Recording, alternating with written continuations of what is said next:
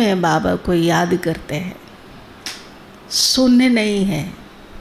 मन को सुला सुला देना, आंख बंद कर लेना, ये योग का नियम नहीं है ना। ये दुनिया में होता है।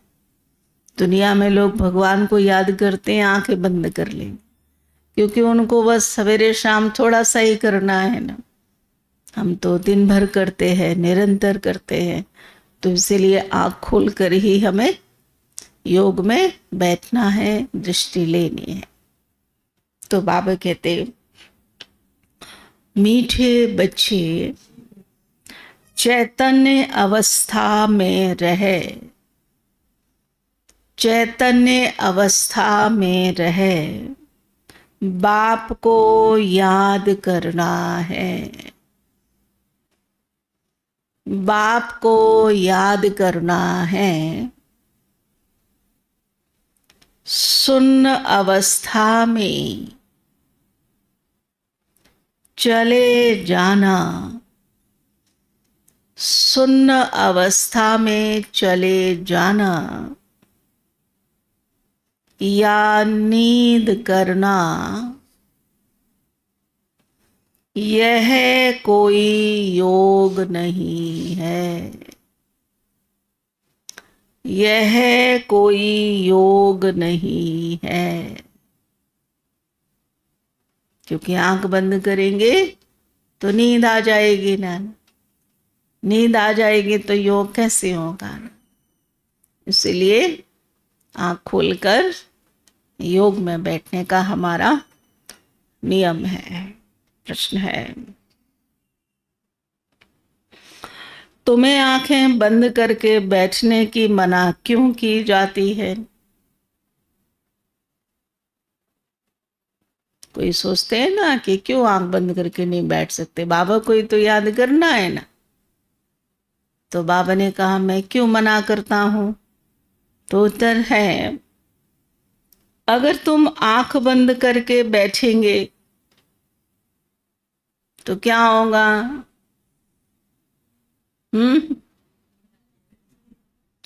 नींद आ जाएगी। दूसरा, हाँ जी, और क्या होगा? माताएं किचन में अगर आंख बंद करके ना खाना बनाए ना, तो नमक की जगह चीनी पड़ जाएगी ना। भाई लोग दुकान में आंख बंद करके बैठे तो लोग समझेंगे वाह अच्छा, जितना दिल करे ले छो। तो आंख बंद करने का नुकसान क्या है वो बाबा ने बताया है। अगर तुम आंख बंद करके बैठेंगे तो दुकान का सारा सामान ही चोर चोरी करके ले जाएंगे। तो बाबा क्या कहते हैं, माया चोर बुद्धि में कुछ भी धारणा नहीं होने देगी। अब दूसरी बात समझाए बाबा, ये माया तो चोर है ना, तो हमने आंख बंद की तो सुस्ती आ जाएगी, बुद्धि रुक जाएगी, ठहर जाएगी, रू रिहान कैसे होगा? तो उसके लिए बाबा ने कहा कि माया फिर कुछ भी धारणा होने नहीं देगी ना। आंख बंद की बैठे हैं, वही आंख क्यों बंद की है ना, बाबा को याद कर रहे हैं। अब याद कर रहे हैं ना, सुन्न में है ना, सो रहे हैं ना, बुद्धि का आंख बंद करके कहीं और है, कुछ भी पता पड़ेगा ही नहीं ना, तो धारणा नहीं होगी। तो माया चोर बुद्धि में कुछ भी धारणा नहीं होने देगी। आंख बंद करके योग में बैठेंगे तो नींद आ जाएगी ना। कौन कौन आंख बंद करके बैठते हैं? कोई बैठते तो नहीं है जब योग चलता है तो। हाँ जी, कभी कभी वो तो नींद आने से तो हो ही जाएगा बंद। तो पापा कहते हैं आंख बंद करके योग में बैठेंगे तो नींद आ जाएगी ना, पता ही नहीं चलेगा। इसलिए आंखें खोलकर बैठना है।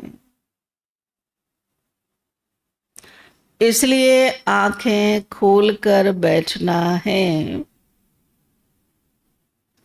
काम काज करते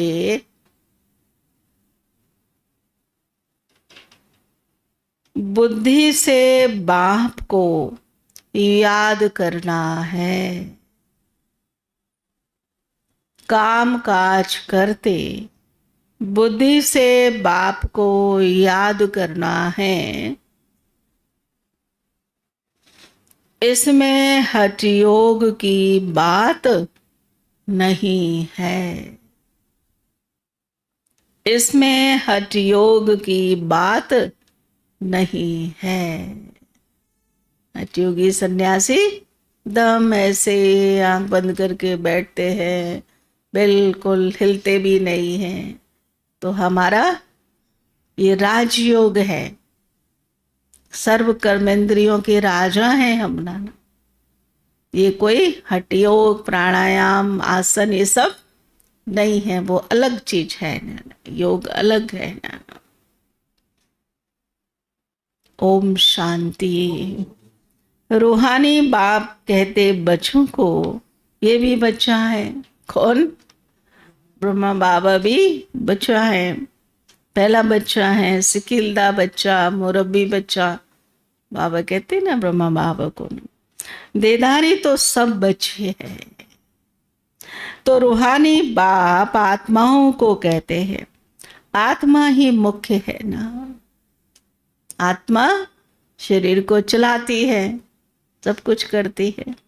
आत्मा निकल जाती है तो देखते ना हम क्या होता है। ये अच्छी तरह समझो, ये पहला पाठ है हमारा।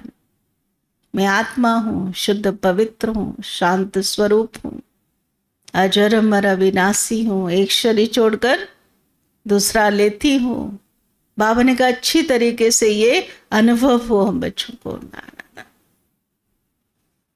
यहां जब सामने बैठते हो तो ऐसे नहीं शरीर से न्यारा होकर गुम हो जाओ।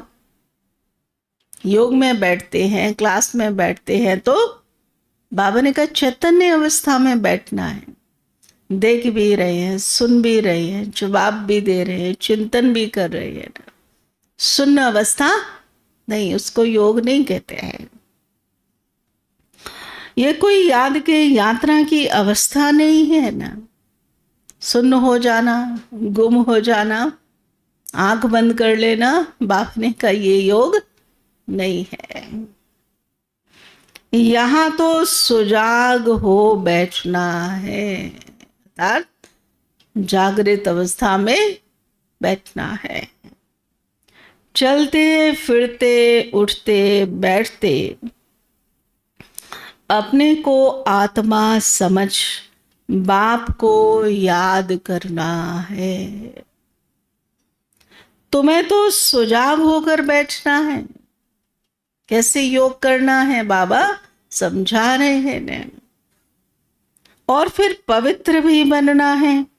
पवित्रता बिगर धारणा नहीं होगी। अर्थात पवित्र रहेंगे तो ज्ञान समझ में आएगा, इसके फायदा क्या है वो भी अनुभव करेंगे।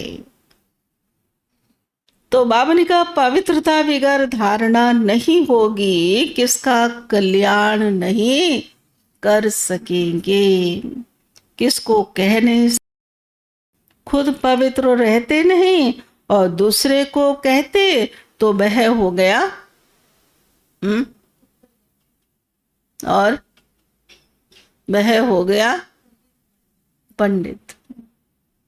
पंडित लोग जैसे दूसरे को कहेंगे पवित्र रहो, ऐसे करो वैसे करो, लेकिन खुद पालन नहीं करते हैं। तो बाबा कहते हैं तो वह पंडित हो गया।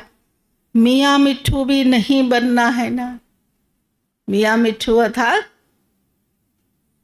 अपनी ही महिमा करते रहना, अपना ही सब कुछ मेरा ही ठीक है ना, अपनी गलती है तो भी नहीं मानना, अपने को बहुत कुछ समझना।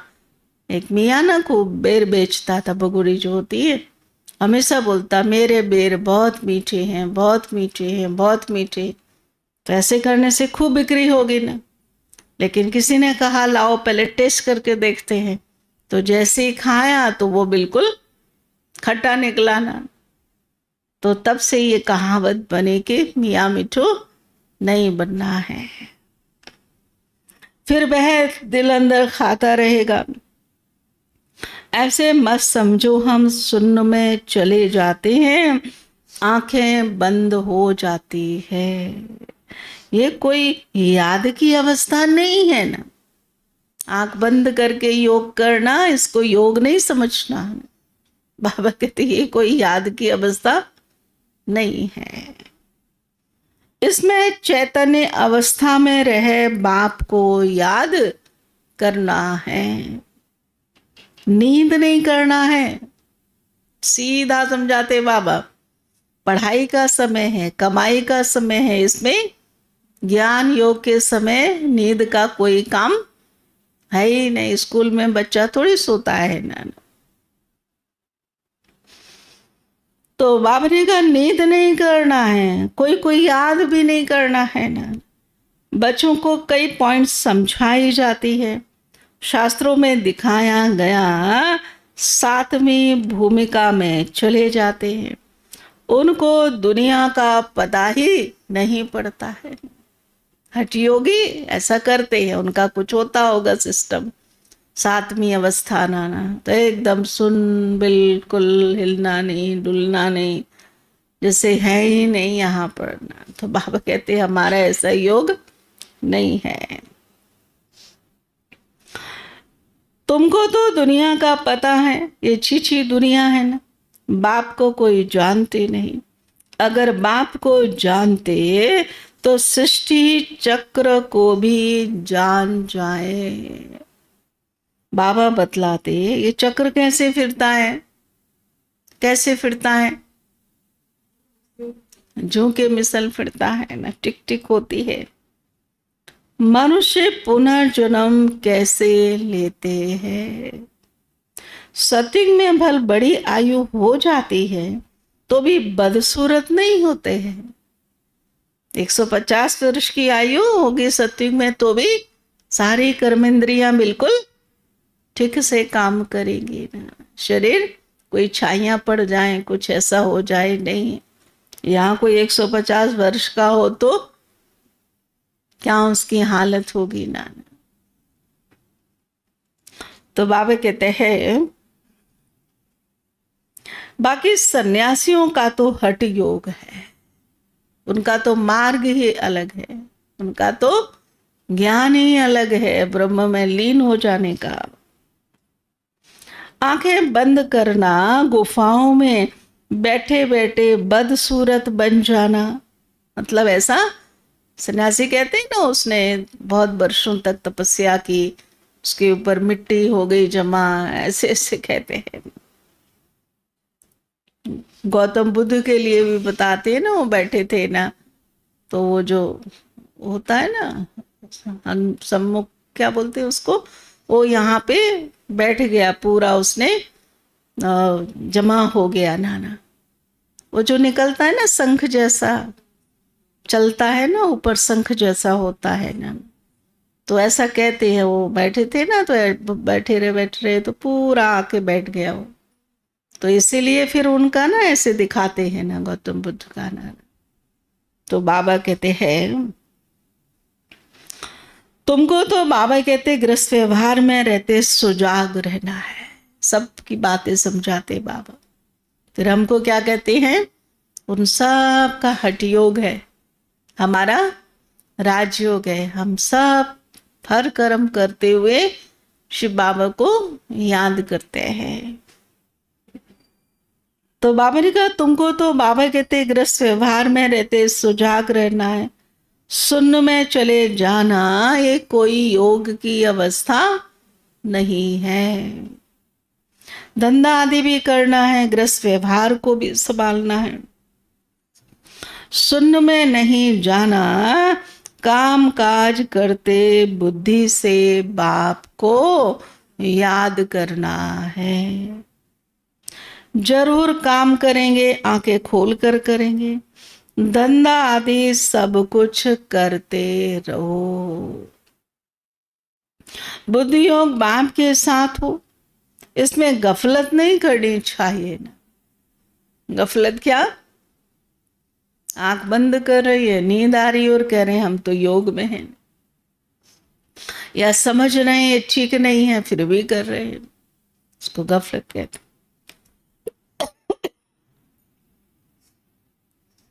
दुकान पर बैठे आंखें बंद हो जाएंगी तो कोई सामान ले जाएगा, पता ही नहीं पड़ेगा। ये कोई अवस्था नहीं है। हम देह से न्यानी हो जाते, ये सब हठयोगियों की बातें हैं। रिद्धि सिद्धि वाले ऐसा करते हैं, दुनिया के अंदर दूसरे जो योग सिखाते हैं ना वो ये सब करते हैं। बाबा तो अच्छी रीति बैठ समझाते, इसमें आंखें बंद नहीं करनी है। बार बार एक ही बात पर जोर दे रहे हैं बाबा, क्योंकि आंखें बंद होती है, नींद आती है, उसको भगाने के लिए बाबा कह रहे हैं। बाप कहते मित्र संबंधियों को जो बैठ याद करते हैं वो भी भूलो। क्लास में बैठे अपने मित्र संबंधियों को याद करते रहेंगे तो वाइब्रेशन कितना भारी हो जाएगा ना। तो बाबा कहते यहां किसी देहधारी को याद नहीं करो, सब भूलो, एक बाप को याद करना है। सिवा याद की यात्रा के पाप कट नहीं सकते, भोग ले जाते हैं, गुम हो जाते हैं। सूक्ष्म वतन में इसमें क्या होता है, जितना समय वहां है विकर्म विनाश हो ना सके। पहले ऐसा होता था, कोई भोग ले जाते तो बहुत समय तक वो वहीं रह जाते थे, गुम हो जाते थे, फिर उनको बुलाया जाता था। शिव बाबा को याद कर ना सके, ना बाबा की वाणी सुन सकेंगे तो घाटा पड़ जाएगा। परंतु ये ड्रामा में नूद है, इसीलिए जाते हैं, फिर आकर मुरली सुनते हैं। इसलिए बाबा कहते जाओ फौरन आओ, बैठो नहीं, मतलब सूक्ष्म वतन में गुम नहीं हो जाना है। खेल पाल करना बाबा ने बंद कर दिया। पहले तो शुरू शुरू में बहुत समय तक दीदियां दादियां जाते थे वतन में, कुछ कुछ सुनाते थे, करते थे। आजकल वो सब बंद हो गया।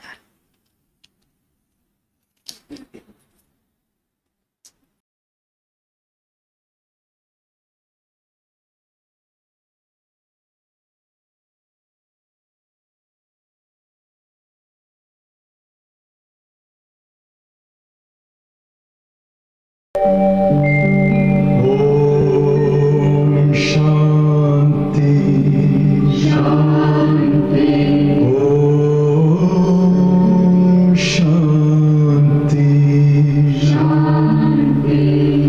अंतर मन में ज्योति जगा लो, होगा दूर अंधेरा।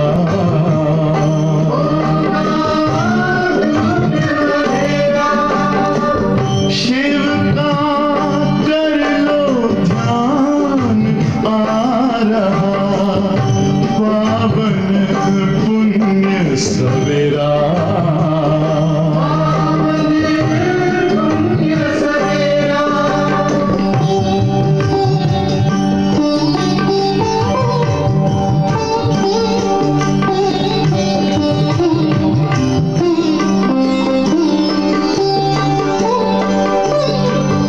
तुम हो कौन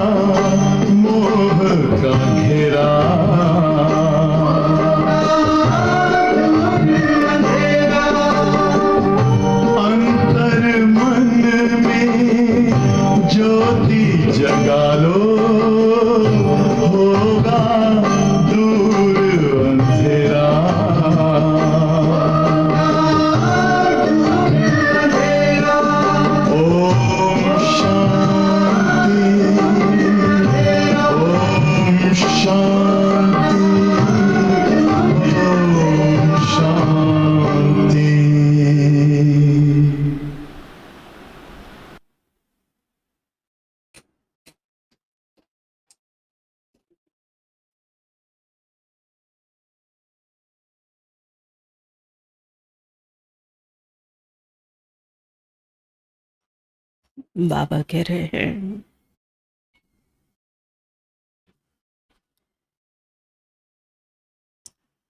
बाबा कह रहे हैं, परंतु ये ड्रामा में नोद है इसीलिए चाहते हैं, फिर आकर मुरली सुनते, इसलिए बाबा कहते जाओ फौरन आओ, बैठो नहीं। खेल पाल करना बाबा ने बंद कर दिया है। ये भी घूमना फिरना रुलना हुआ ना।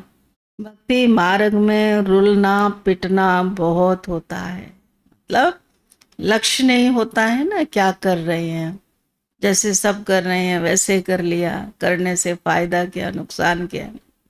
लेकिन ज्ञान में तो सब बातें बिल्कुल बाबा स्पष्ट बताते हैं, और वो बातें बताते हैं जिनसे हमारा फायदा होता है।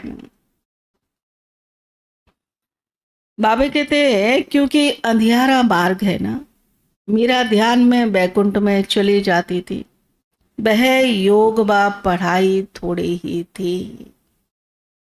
क्या उनसे सदगति को पाया, स्वर्ग जाने लायक बनी? हाँ जी, मेरा स्वर्ग जाने लायक बने? नहीं बने। शिव बाबा को तो जानती ही नहीं थी, भक्ति खूब करते थे, इसलिए उनका नाम लिया जाता है। तो बाबा कहते जन्म जन्मांतर के पाप कटे? बिल्कुल नहीं ना। जन्म जन्मांतर के पाप तो बाप की याद से ही कटते हैं।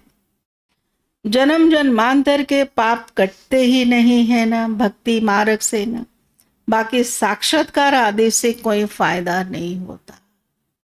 योग से फायदा है, ज्ञान सुनने सुनाने से, धारणा सेवा से फायदा है, बाकी साक्षात्कार करना भक्ति आदि करते रहना इससे कोई फायदा नहीं है। ये तो सिर्फ भक्ति न याद है न ज्ञान है, भक्ति मार्ग में ये सिखलाने वाला कोई होता ही नहीं तो सदगति को पाते नहीं है न। भल कितना भी साक्षात्कार हो, शुरू में तो बच्चियां आप ही चली जाती थी। शुरू शुरू में बाबा को देखा और चले गए वतन में ही।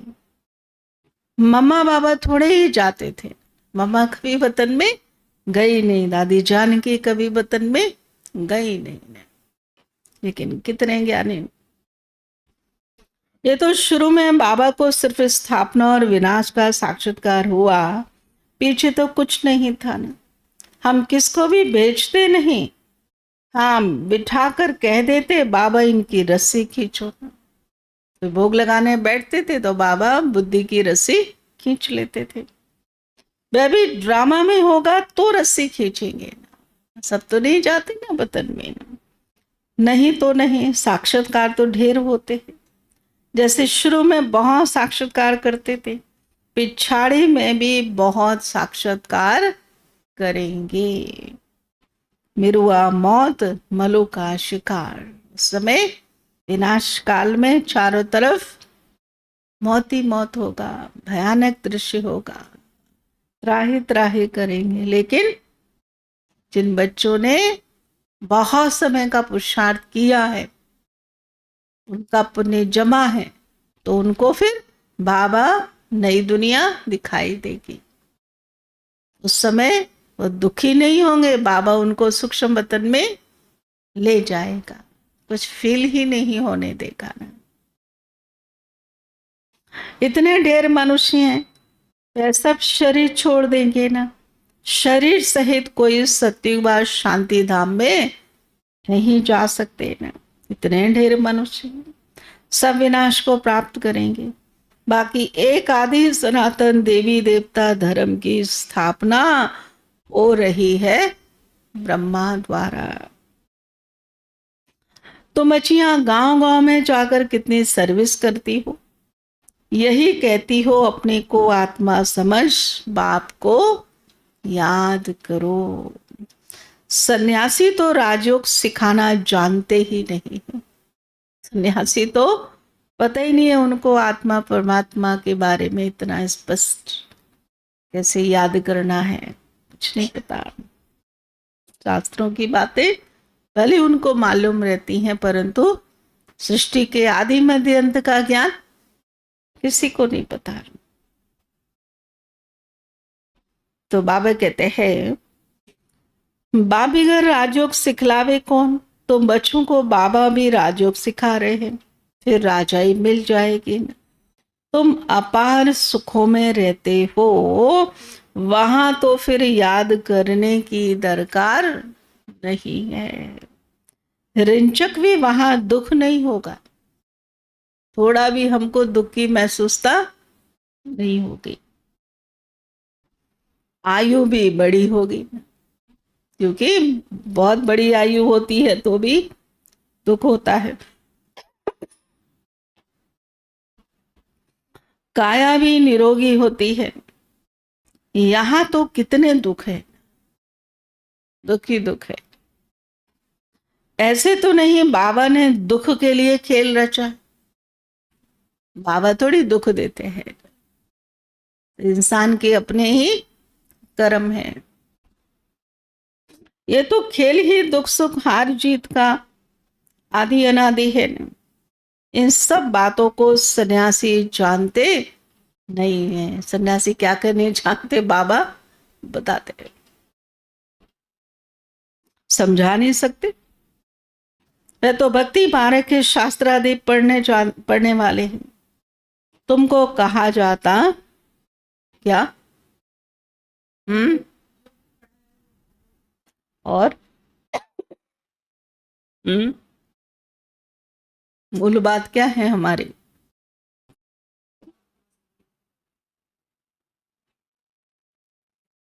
बाबा कहते हैं, अपने को आत्मा समझ बाप को याद करो। वह सन्यासी फिर आत्मा समझ ब्रह्म को याद करते हैं।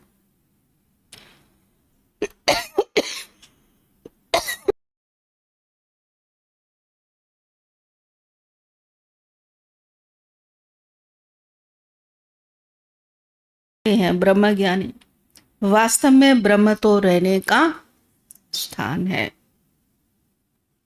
जहां तुम आत्माएं रहती हो, वह फिर कहते हैं हम उसमें लीन होंगे।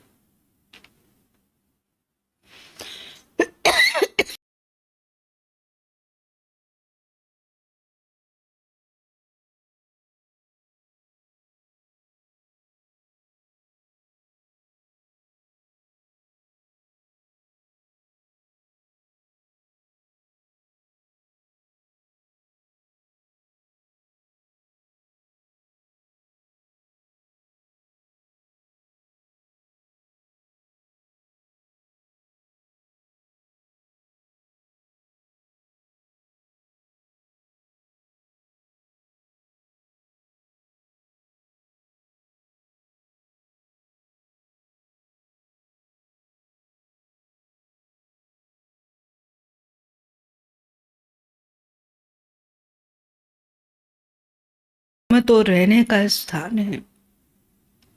जहां तुम आत्माएं रहती हो, वह फिर कहते उसमें लीन हो जाएंगे।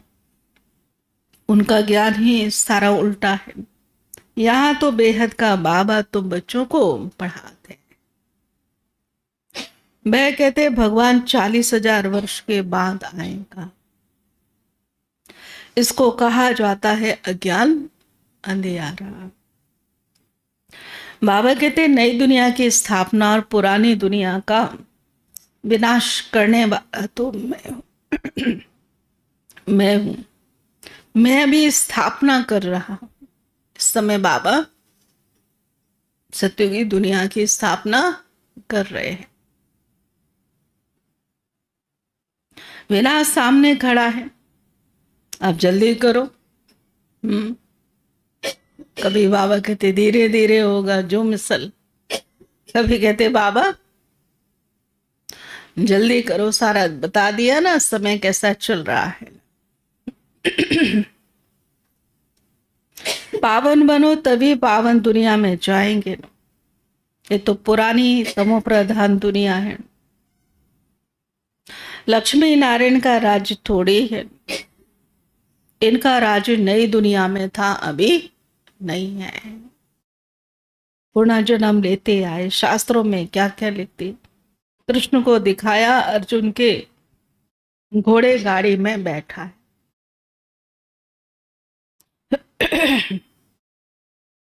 ऐसे नहीं कि अर्जुन के अंदर कृष्ण बैठा है, दिखाया कि अर्जुन के रथ में कृष्ण बैठे हैं, उनके अंदर नहीं। तो ब्रह्मा बाबा का तन शिव बाबा का रथ है। कृष्ण तो देदारी था ना, ना कोई लड़ाई आदि की बात। उन्होंने तो कौरवों और पांडवों का लश्कर अलग अलग कर दिया है। यहाँ तो वह बात नहीं है। वह भक्ति मार्ग में अथाह शास्त्र हैं, सत्युग में होते नहीं। वहां तो ज्ञान की प्रारब्ध राजधानी है, वहां सुखी सुख है। बाबा नई दुनिया स्थापन करते तो जरूर नई दुनिया में सुख होगा। बाप कभी पुराना मकान बनाते हैं क्या? अगर कोई बाप पुराना खरीदता भी है ना, तो भी उसको ठीक ठाक राम राम कहे राम नाम का दान देते हैं। अब कहाँ राम और कहाँ शिव बाबा। कई लोग तो ये किताब में कॉपी में पूरा राम राम लिखते हैं और फिर गंगा में उसको डाल देते हैं।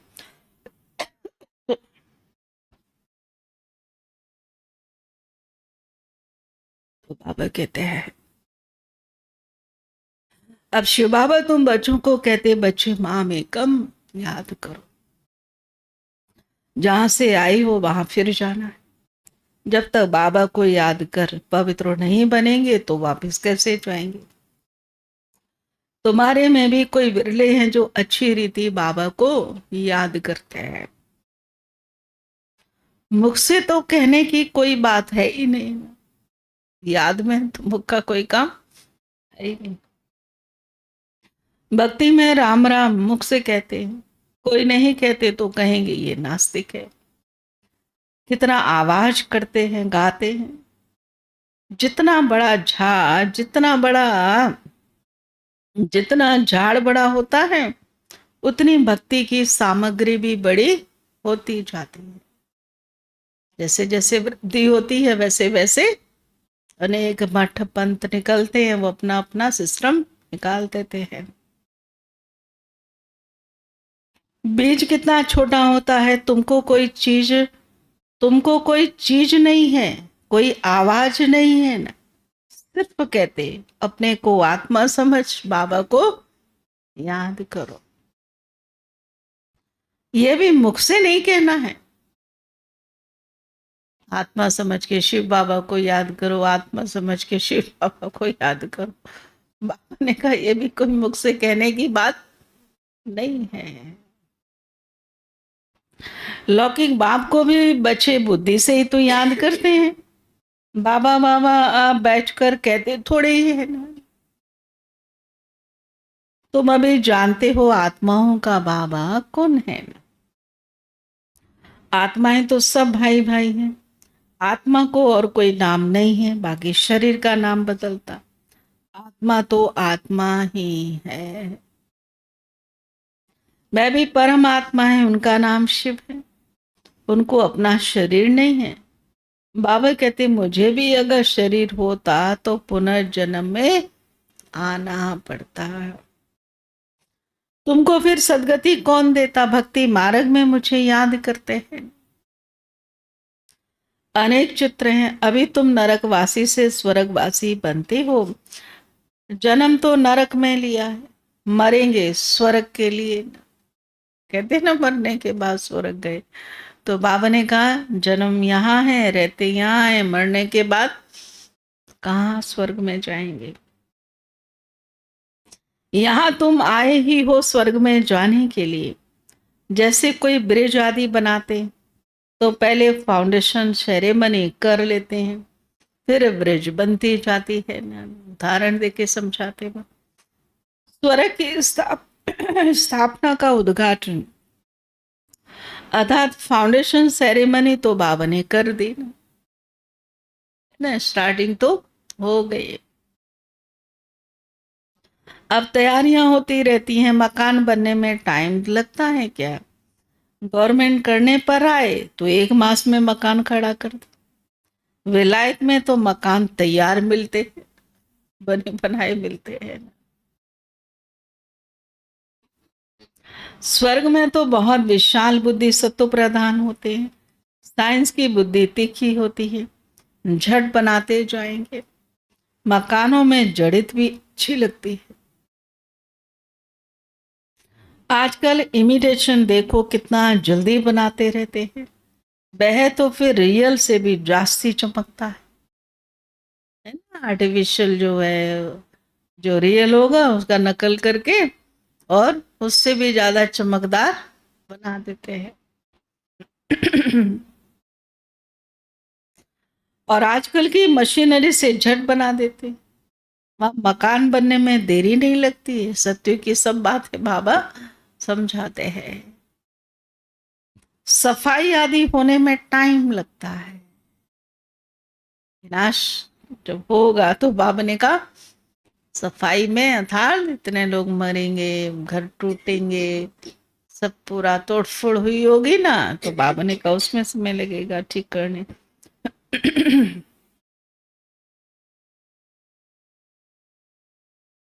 ऐसे नहीं सोने की द्वारिका समुद्र से निकल आएगी ना, बनानी होती है। तो बाबा कहते खाओ पियो भले, लेकिन हाँ जी, सिर्फ बाबा को याद करो तो भी कर्म विनाश होंगे ना, और कोई उपाय तो है नहीं। जन्म जन्मांतर ये गंगा स्नान तो करते आए हो, परंतु कोई भी मुक्ति जीवन मुक्ति को तो पाया नहीं। जिन्होंने गंगा स्नान किया उनको पूछना कि आपको मुक्ति मिली, जीवन मुक्ति मिली? जवाब क्या होगा? ना। यहाँ तो बाबा पावन बनने की युक्ति बताते हैं। बाबा कहते मैं पतित पावन हूं, तुमने मुझे बुलाया कि हे पतित पावन बाबा आओ। तो बाबा आ गए, आकर के हमें पावन बनाओ। ड्रामा पूरा हुआ, फिर सब एक्टर्स स्टेज पर होने चाहिए। क्रिएटर भी होना चाहिए, सब खड़े हो जाते हैं, ये भी ऐसे। सभी आत्माएं आ जाएंगी, फिर वापस जाना होगा। अभी तुम तैयार नहीं हुए हो ना, तैयारी हमारी चल रही है। और कर्मातीत अवस्था भी नहीं हुई है ना, कैसे विनाश हो जाएगा ना? तो विनाश कैसे होगा? कोई कहते बाबा विनाश करो ना, उसका जवाब दे रहे बाबा आते हैं तुमको नई दुनिया के लिए पढ़ाने, और वहां काल होता ही नहीं है ना। काल मतलब समय के पहले शरीर छोड़ देना, और वो वहां पे होगा ही नहीं। तो बाबा कहते तुम काल पर जीत पाते हो। कौन जीत पहनाते हैं? कालों का काल। कितनों को साथ ले जाते हैं बाबा? कितनों को साथ ले जाते हैं? हाँ जी, सबको ले जाते हैं। कोई गिनती करके नहीं ले जाते, इसको ले जाऊंगा इसको नहीं ले जाऊंगा, ऐसा नहीं होगा। तुम खुशी से जाते हो। बाबा कहते चाहते भी हम खुशी से है, क्योंकि हमको तो सब कुछ पहले से ही समझाया जाता है। अब बाबा आए हैं सबका दुख दूर करने, इसलिए उनकी महिमा गाते हैं। गॉड फादर लिबरेट करो, दुख से ना, शांति धाम सुख धाम में ले चलो। परंतु ये तो मनुष्यों को पता ही नहीं है कि अभी बाबा स्वर्ग की स्थापना कर रहे हैं। तुम स्वर्ग में जाएंगे, वहां झाड़ बहुत छोटा होगा, फिर वृद्धि को पाएगा। स्वर्ग तो छोटा होगा ना। जितने भी बाबा कितने यूरोपियन कंट्रीज हैं ना, ये सब नहीं होंगे, क्योंकि उनका तो विनाश बॉम्ब आदि से होगा। जिस भी देश का विनाश बॉम्ब से होगा ना, वो स्वर्ग में होगा ही नहीं, क्योंकि धरती खराब हो जाएगी, सीधी बात है। और खराब हुई धरती पर तो कुछ भी उगेगा ही नहीं, तो देवताएं कैसे रहेंगे वहां पर। इसलिए बाबा कहते भारत के आसपास का जो है ना, वही एरिया ठीक होगा, बाकी रहने लायक होगा ही नहीं, तो स्वर्ग वहां होगा ही नहीं। स्वर्ग तो भारत में होगा, जो अखंड भारत था ना, वहां स्वर्ग होगा। भारत के जो टुकड़े टुकड़े हो गए थे ना, वो फिर सब एक हो जाएंगे ना, तो वहां वहां स्वर्ग होगा, वहां वहां देवी देवताएं रहेंगे, वो रहने लायक जमीन होगी ना, वहां पे फल फूल जो भी है ना, सब पांचों तत्व अच्छी तरीके से वहां काम करेंगे ना। तो इसलिए बाबा कहते कि हाँ जी,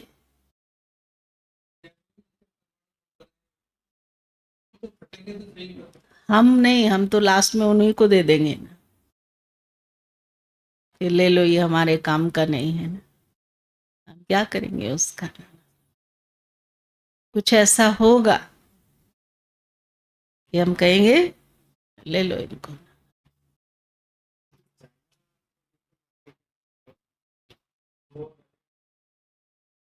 थोड़ा बहुत रहेगा, अगर ज्यादा बम ब्लास्ट करेगा तो वो भी नहीं रहेगा, है ना, क्योंकि बम से धरनी खराब हो जाती है ना।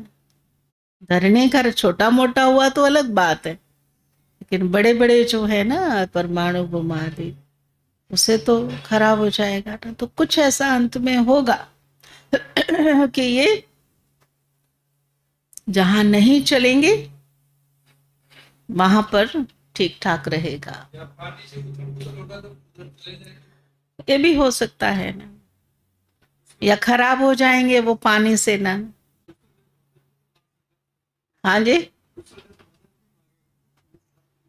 हाँ, तो मदद मांगेंगे तो बोलेंगे ले जाओ तुम, हमारे तो काम के है ही नहीं है। तो बाबा कहते हैं क्योंकि भारत तो किसी पर बम ब्लास्ट करेगा ही नहीं ना, ना, ना, है ना? तो बाबा कहते हैं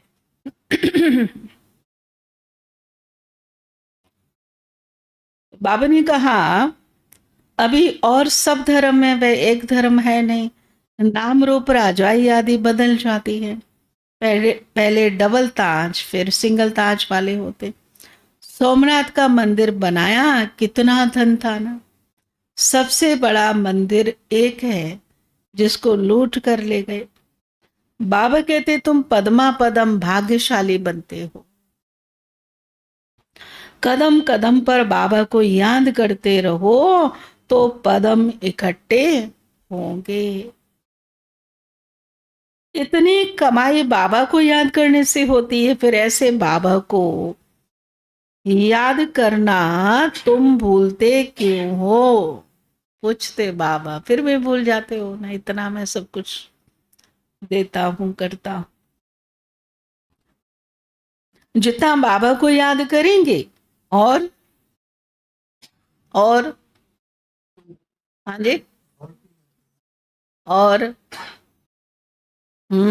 अब याद ही तो काफी नहीं है कोई के हम बस याद करते रहे, ना ज्ञान सुने ना सेवा करे ना कोई नियम धारण करे, खाली याद करते रहे तो चलेगा, तो भी नहीं चलेगा।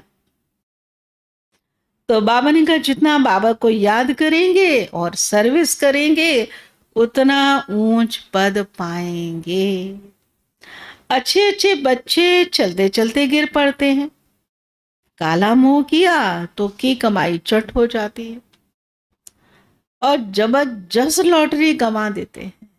बाबा कहते लॉटरी देता हूं और बच्चे थोड़ा सा प्रभाव में आके और इतना बड़ा भाग्य से वंचित हो जाते हैं।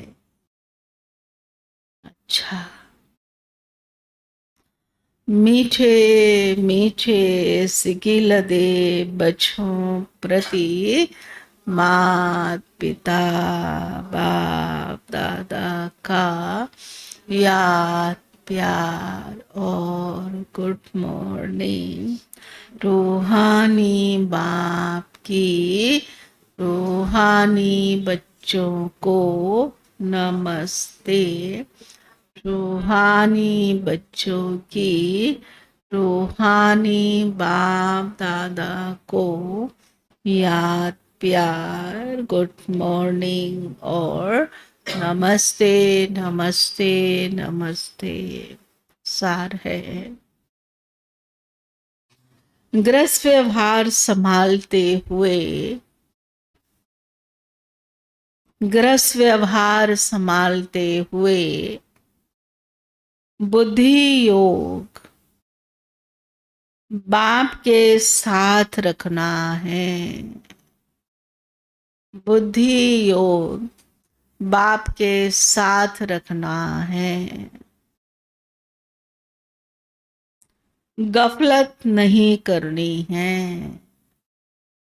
सोच समझ के गड्ढे में गिरना नहीं है, गफलत नहीं करनी है। पवित्रता की धारणा से अपना, पवित्रता की धारणा से अपना और सर्व का कल्याण करना है। अपना और सर्व का कल्याण करना है। दूसरा, याद की यात्रा और पढ़ाई में ही कमाई है। याद की यात्रा और पढ़ाई में ही कमाई है। ध्यान दीदार तो घूमना है। ध्यान दीदार तो घूमना है। इसीलिए उससे कोई फायदा नहीं। इसीलिए उससे कोई फायदा नहीं। जितना हो सके सुजाग हो, जितना हो सके सुजाग हो, बाप को याद कर अपने विकर्म विनाश करने हैं। बाप को याद कर अपने विकर्म विनाश करने हैं। वरदान है, श्रेष्ठ स्मृति द्वारा, श्रेष्ठ स्मृति द्वारा श्रेष्ठ स्थिति और श्रेष्ठ वायुमंडल बनाने वाले, श्रेष्ठ स्थिति और श्रेष्ठ वायुमंडल बनाने वाले सर्व के सहयोगी भव। विस्तार है, योग का अर्थ है श्रेष्ठ स्मृति में रहना। योग माना अच्छी अच्छी यादें, ज्ञान का सिमरन। मैं श्रेष्ठ आत्मा, श्रेष्ठ बाप की संतान हूं। जब ऐसी स्मृति रहती तो स्थिति श्रेष्ठ हो जाती।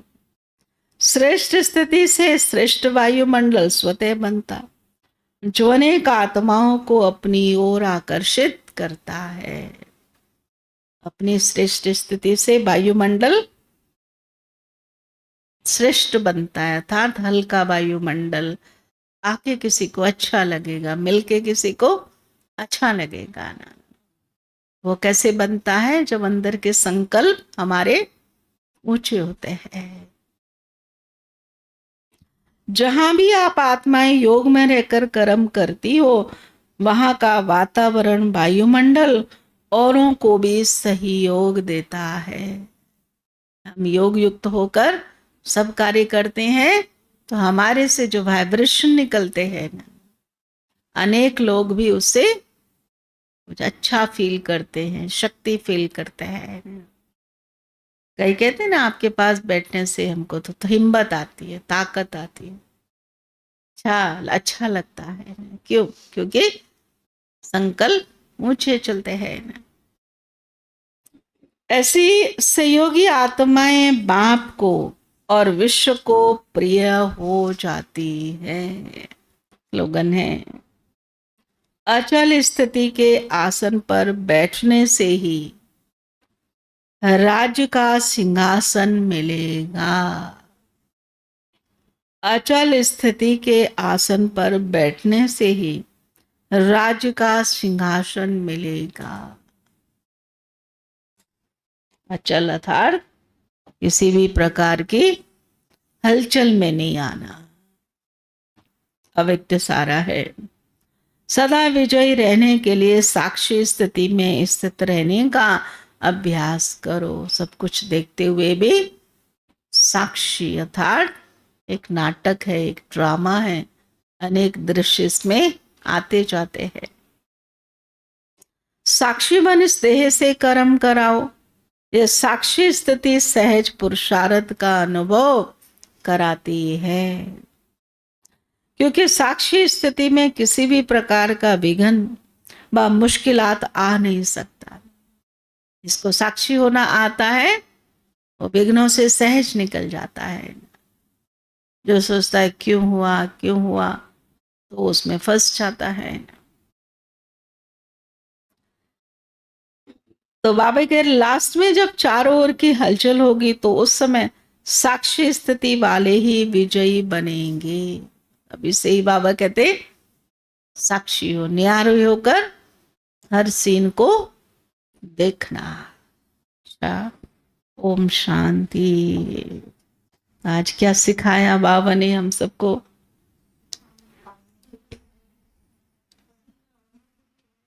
हाँ, सुन्न अवस्था नहीं, आंखें बंद करना नहीं, गुम नहीं होना है, जागृत अवस्था में रहना, बाबा को याद करते हुए हर कर्म करते रहना।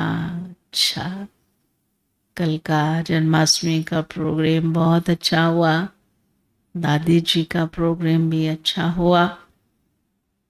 सब प्रोग्राम रक्षाबंधन में भी काफ़ी अच्छी सेवा हुई, बहुत जगह प्रोग्राम हुए ना। तो ऐसे करके लगता है बाबा अपना कार्य कैसे सहज कर लेता है।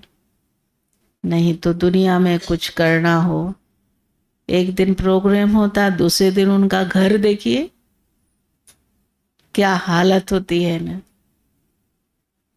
एक चीज यहाँ, एक चीज वहाँ, सब बिखरा पड़ा रहता है। और यहाँ बाबा का घर वैसे का वैसे ही, हर चीज व्यवस्थित एकदम।